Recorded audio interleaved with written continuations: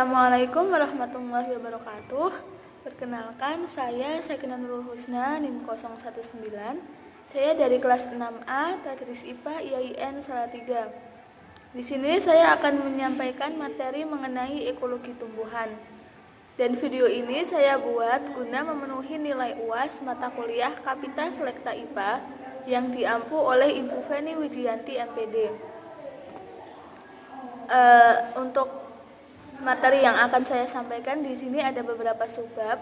Yang pertama mengenai definisi ekologi tumbuhan. Yang kedua ada perkembangan ekologi tumbuhan. Yang ketiga ada tingkat integrasi dan pendekatan ekologi tumbuhan. Yang keempat ada ekosistem. Yang kelima beberapa hubungan antar tumbuhan. Dan yang terakhir nanti ada pemanfaatan dan penerapan ekologi tumbuhan. Masuk ke materi yang pertama, yaitu definisi ekologi tumbuhan.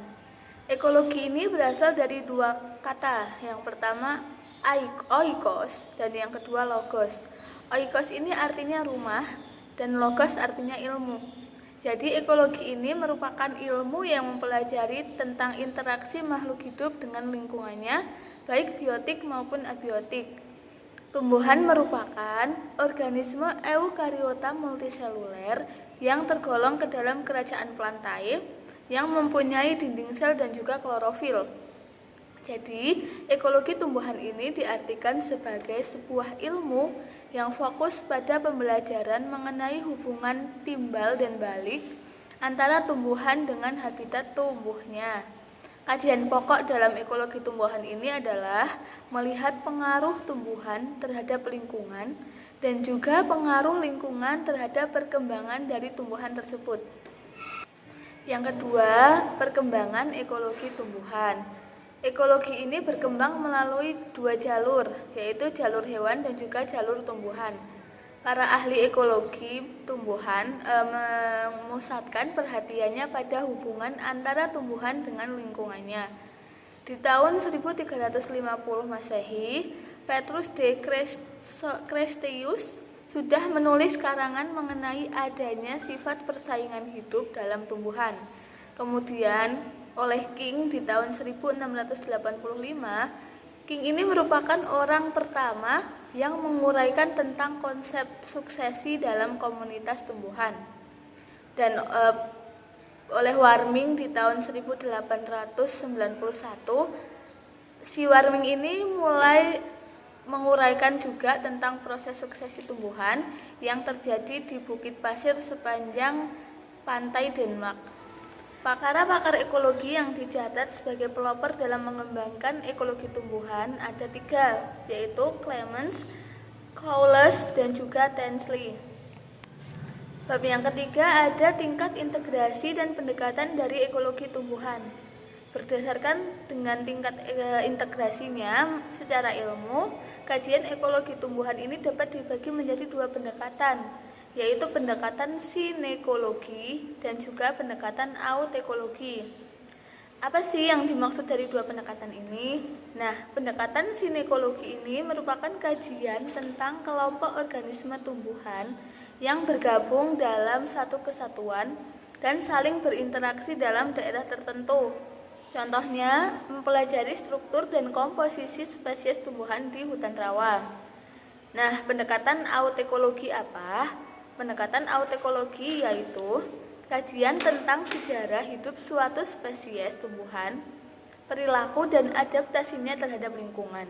Contohnya adalah kajian tentang hubungan antara pohon pinus, merkusi, dan lingkungannya. Pendekatan sinekologi ini bersifat filosofis, deduktif, deskriptif pada umumnya, dan sulit dengan rancangan percobaan atau dengan eksperimental design. Sedangkan pendekatan autekologi bersifat eksperimental, induktif, kuantitatif, dan dapat dilakukan berdasarkan rancangan percobaan atau eksperimental design. Yang keempat, kita masuk ke materi ekosistem. Ekosistem itu apa? Ekosistem adalah hubungan timbal balik yang kompleks antara makhluk hidup dengan lingkungannya, baik yang hidup atau biotik maupun tak hidup atau abiotik, contohnya seperti tanah, air, udara, dan kimia fisik. yang secara bersamaan membentuk suatu ekologi. Tadi kan saya menyebutkan ada komponen biotik dan komponen abiotik. Komponen biotik itu apa sih? Komponen biotik itu meliputi seluruh makhluk hidup di bumi. Antara lain bisa bakteri, ganggang, jamur, lumut, tumbuhan paku, tumbuhan tingkat tinggi, hewan invertebrata dan juga hewan vertebrata, termasuk juga manusia. Nah, berdasarkan tingkatan segi trofik atau nutrisinya, komponen biotik ini dibagi menjadi dua bagian, yaitu komponen autotrof dan juga komponen heterotrof. Nah, yang kedua tadi ada komponen abiotik atau tak hidup. Komponen abiotik itu apa? Komponen abiotik meliputi komponen fisik dan kimiawi yang terdapat. Komponen abiotik itu apa? Jadi komponen abiotik itu meliputi komponen fisik dan kimiawi yang terdapat pada suatu ekosistem sebagai medium atau substrat untuk berlangsungnya suatu kehidupan. Komponen abiotik ini meliputi udara, air, garam mineral, sinar matahari, suhu, kelembaban, dan juga derajat keasaman atau pH. Lanjut ke materi yang keempat, yaitu beberapa bentuk hubungan antara tumbuhan. Seperti yang telah kita ketahui bahwa tanaman itu tidak dapat berdiri sendiri sebagai individu atau kelompok tanaman yang terisolasi. Seperti halnya manusia, tanaman juga melakukan interaksi sesama jenis dengan tanaman lainnya dan juga dengan lingkungan abiotiknya. Nah, beberapa hubungan antar tumbuhan ini yang pertama ada kompetisi. Kompetisi itu apa? Kompetisi merupakan hasil dari persaingan antara individu tumbuhan dengan individu lainnya dalam hal pemenuhan kebutuhan akan nutrisi, cahaya, air, ruang, dan sebagainya. Sebagai contoh, ada pohon oak dan juga pohon hickory atau Caryophyta di bagian timur Amerika Utara yang tumbuh lebih tinggi daripada kebanyakan pinus sehingga dapat membayangi spesies yang lebih kecil dan akhirnya mendominasi hutan. Yang kedua ada liana.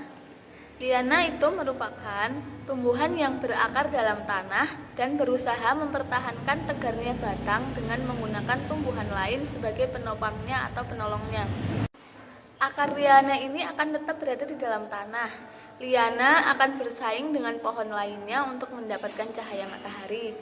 Batang mempunyai karakteristik anatomi yang khusus, yaitu terdiri dari dua bagian utama, yaitu bagian berkayu silindris dan dipisahkan oleh jaringan parenkim yang vertikal dan serabut-serabut silem yang panjang. Yang ketiga, epifit. Epifit ini merupakan kelompok tumbuhan yang memanfaatkan tumbuhan lainnya untuk tempat hidup secara menempel. Jadi berbeda dengan parasit.